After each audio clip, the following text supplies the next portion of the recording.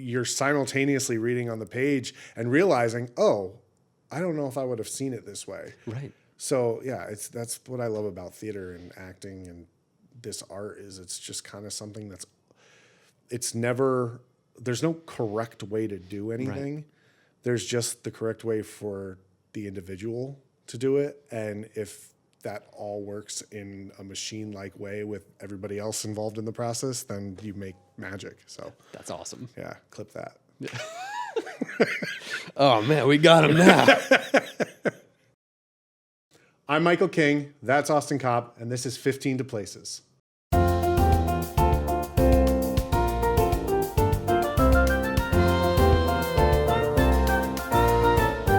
Synced up. Oh yeah.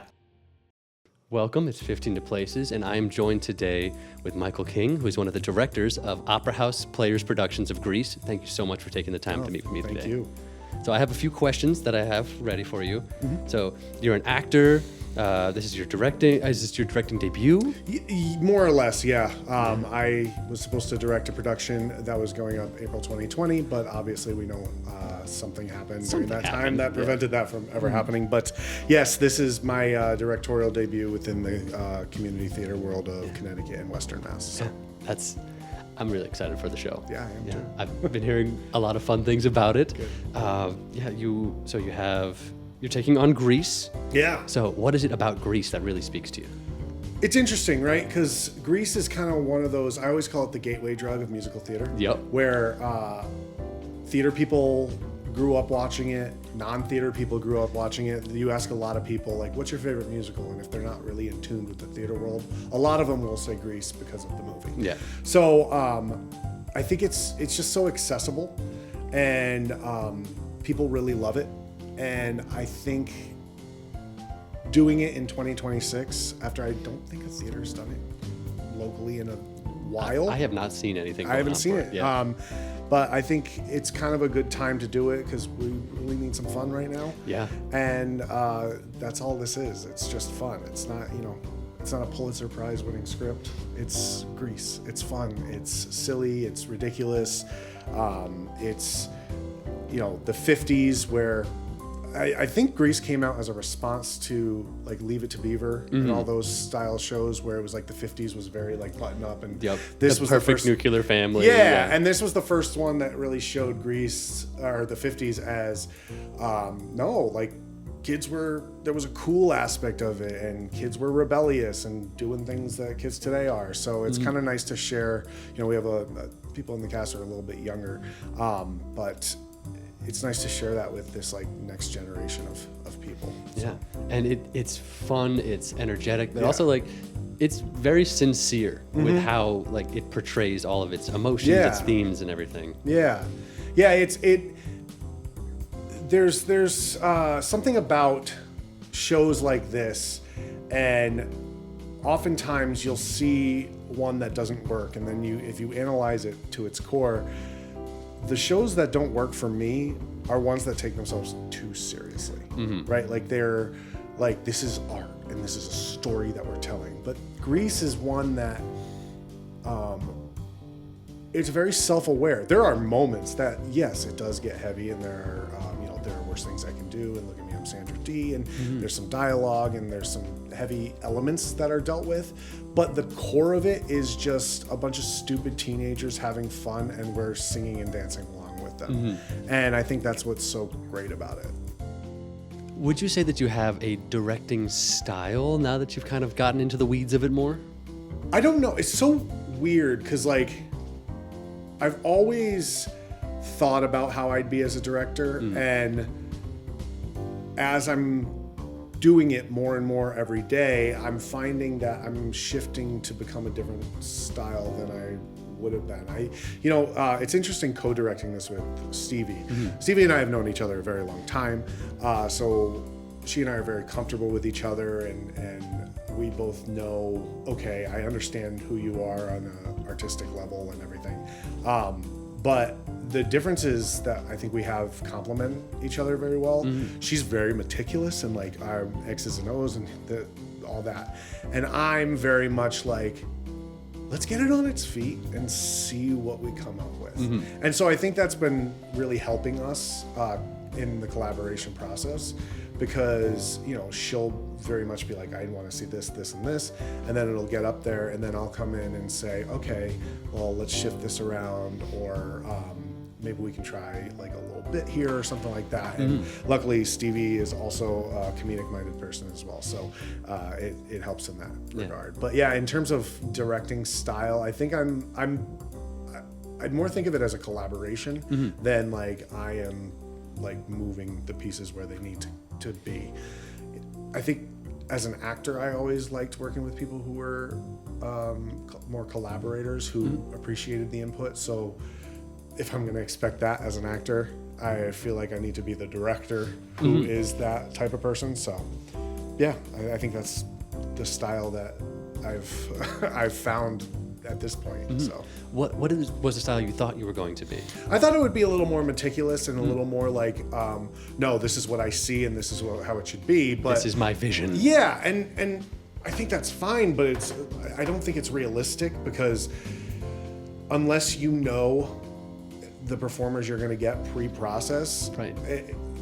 Things change, and when you see it over and over again, sometimes if you see something else, you go, oh wait, that's fresh and that's new. Yeah, having the script in front of you, you've read it a million times exactly in the voice in your head. Yeah. And then this person comes up and reads it a completely different way. And you're like, I never even thought of that. Yeah, exactly. It's like you see on like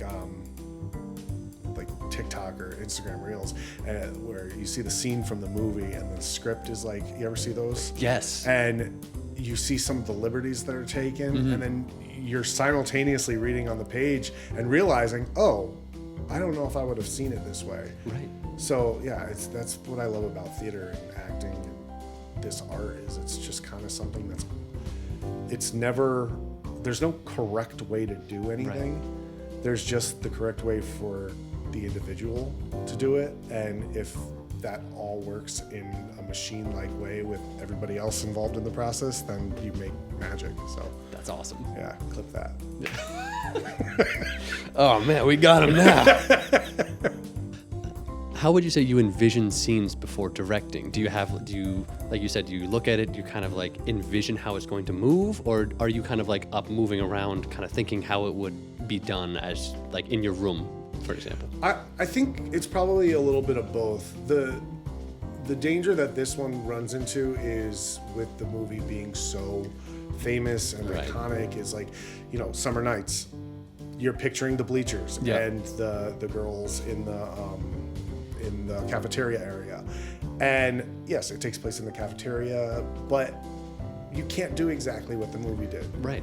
For two reasons. One, that's not what it says in the script, right? Yeah. But also because you don't want to just make a carbon copy of the movie. Right. So I think a large part of it is getting all the source material out of your brain, and then kind of saying, okay, what does this story look like? And so I don't know if I really envisioned anything until I had the faces in the cast. Right. And then I was able to let it play a little bit. I never really I didn't sit down and look through the script and then see it all play out. I was more focused on what are the feelings that we want. Right. And, where the beats are of comedy and emotional impact and dance numbers and coming out of those. It was more vibes rather than actual staging and the X's and O's of it all. So yeah. Was there a moment of triumph that you were having trouble finding a way to convey your thoughts before everything just finally clicked? Oh, that's interesting. The thing that came to mind, I don't know if it was I was having trouble with my thoughts. I had an idea for something, and without giving too much away, it was how the song Sandy was staged. And that was the one that I went to Stevie and was like, hey, I have a vision for this, and I don't know if it's going to work, right? But please trust me. And she's like, okay, let's go have fun. And we did it, and I think it looks really great. So the idea behind that scene, that's right after the dance, and Danny is with Cha-Cha, and they're kind of at a weird place in their relationship. They don't know what they are, but right. Danny still wants to show Sandy that he's the guy that she met on the beach. And so it's a real tense moment. And they get into it a little bit and have a disagreement. And in some ways, the way that Danny is in that scene is a little too aggressive, for lack of a better term. Right. And him immediately singing the song Sandy after that is kind of like, dude, are you victim blaming right now? Yeah. And are you putting yourself in that weird position? So it was very important to me that, Danny's one of the heroes right. of the show. And you don't want to portray him as this evil person. He's just a dumb teenager. Right. And the song Sandy, it was really important to me that it was silly. And it comes across as, he's just melodramatic. Yes. So that scene is very much played out melodramatic. We have other cars with other couples in there, and Danny gets to play with those a little bit. I think it's funny. So if we get out to the show and it's crickets, I'll be laughing. Yep. So that's all that matters. I'll do, 1 for me and 20 for the audience. Yep, so. perfect. But yeah, the first time Mike DeVito, our incredible Danny, did that, I was dying laughing, and it was just like, yes, this is it. This is exactly this is what I was picturing. And so I can't wait for people to see it. I think laughs will also make that moment feel more. I think it's going to break that tension too, with what happens before. So. Absolutely. Yeah. So we've said that we haven't seen a lot of Grease in the area recently, but everybody knows Grease, like you said, it's the gateway drug of musical theater. So why should people see this version of Grease? I think it's important to Stevie and I, because she and I both said this very early on, before we even both knew that, yes, it was going to be the two of us at the helm. We talked about making a Grease that we kind of align with, in terms of it gets a bad rep. And I think a lot of people just see the end, and I could go into this whole thing about how social media literacy, how I could go into this whole thing about how media literacy is at an all-time low, and people don't see nuance to things, and they just see what happens with Sandy and go, oh, it's a girl changing for a guy. Bleh. But Stevie and I very deliberately are saying, no, Sandy is who Sandy is, and she's owning that moment. She's saying, no, this is me. I'm not changing to match him. I'm changing because I don't have to say what society needs me to be. I don't have to be that. So, I think this is going to really play into that. And I think audiences are going to see that, there's no bad guy in this show. Right, you know what I mean? There's no antagonist. There's no, it's not Sandy going through an arc for a guy. It's Sandy going through an arc for herself, and it's a female empowerment. And I think the cast is doing a really good job at demonstrating that for all of us. So that's awesome. So I have one more question that I ask everyone. Okay. And what are you doing 15 to places? Oh God. As a director, I don't know. Probably opening night. I'm probably, throwing up or pacing. But as an actor, I actually around 15 to places. I'm usually finishing up costume stuff or microphone. But I always make a playlist for shows that I'm in, and it's never songs from the show that I'm doing. Right. That would be too much, and that'd be weird. But it's always songs that kind of fit the vibe and get me into a headspace so that I can go in and I feel like I'm in this world. So if I'm continuing this, I'll probably have some, like Chuck Berry and things like that. just To in my get you ear. into the Just- Yeah, headspace. just to get me into the headspace. Probably hyping up the cast too at some point.